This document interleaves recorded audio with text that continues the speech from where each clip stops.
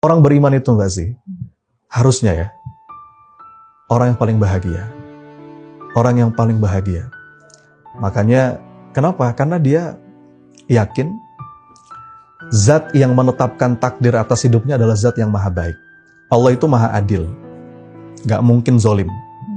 Allah itu maha benar. Gak mungkin keliru. Allah itu maha bijaksana. Gak mungkin sembarangan. Dan di atas itu semua Allah itu maha sayang. Jadi dia menatap setiap episode hidup yang dipergilirkan dalam hidupnya dengan penuh kebahagiaan. Karena Allah yang menetapkan ini semua. Bahkan level berikutnya, kata guru saya, dari orang beriman itu bukan hanya menerima takdir, tapi mencintai takdir. Membangun keyakinan Allah itu gak mungkin salah. Maulana Rumi begini, aku mencintai masalahku. Kenapa? Karena aku tahu yang memberiku masalah juga mencintaiku. Ini perjalanan seumur hidup memang. Dan butuh latihan, Mbak Zizi. Kita untuk bisa main bola aja kan butuh latihan ya.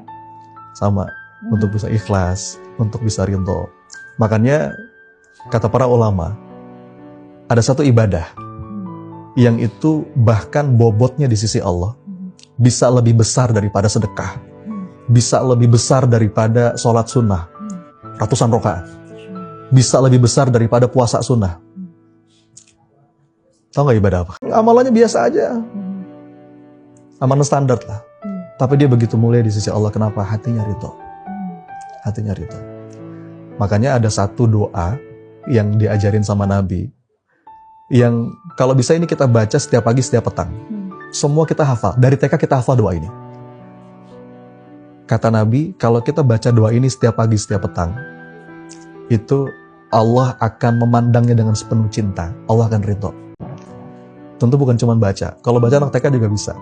Seberapa bisa kita membaca itu dengan sepenuh rasa. Raditu billahi robba itu artinya apa? Ya Rob, hamba ridho. Engkau Rob hamba yang mengatur segala urusan hamba.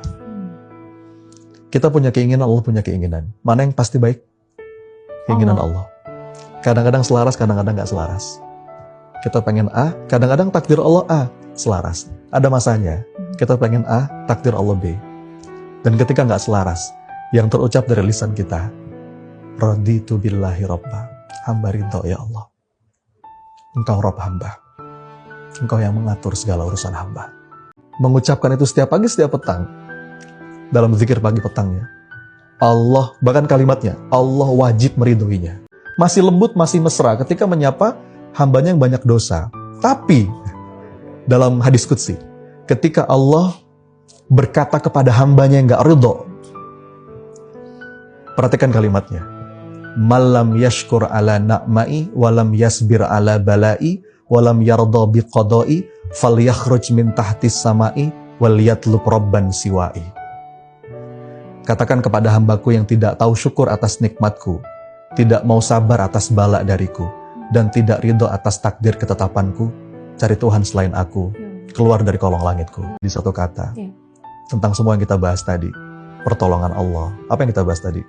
Kebahagiaan, healing, obat luka batin. Kalau boleh saya rangkum jadi satu kata, maka ridho. Radhiyallahu anhum wa radu'an. Dan puncak suksesnya seorang hamba itu kan ketika dia ridho dan Allah pun ridho. Maka kita minta, ilahi anta maksudi wa ridhoka matlubi ya Allah. Engkaulah maksud tujuan hidupku dan ridhomu lah yang aku harap. A'tini ridhoka warodina bikulli qadha'ika khairihi wa sarrihi. Kasih hamba hati yang ridho ya Rabb atas segala ketetapanmu, baik itu enak ataupun gak enak. Ya, itu kita minta terus sama Allah. Dan dengan itu kita akan menemukan keindahan dalam setiap takdir kehidupan. Saya bahkan berani mengatakan gak bisa kita masuk ke zona pertolongan Allah kalau kita belum menemukan ridho itu di hati. Orang yang bertanya kepada Imam Ghazali, wahai Imam, aku nih gimana ya? Aku nih berzikir, tapi cuma di mulut aja, belum sampai ke hati. Gimana wahai Imam? Kata Imam Ghazali, itu lebih baik. Ya, lebih baik hatimu lalai dalam keadaan berzikir daripada lalai dalam keadaan yang lain. Maka walaupun cuma masih bisa di mulut, nggak apa-apa Mbak. Ucapin dulu, walaupun di sini. Mudah-mudahan lama-lama turun ke sini. Ya Rob, hamba ridho. Ya Rob, hamba ridho. Raditu billahi robba.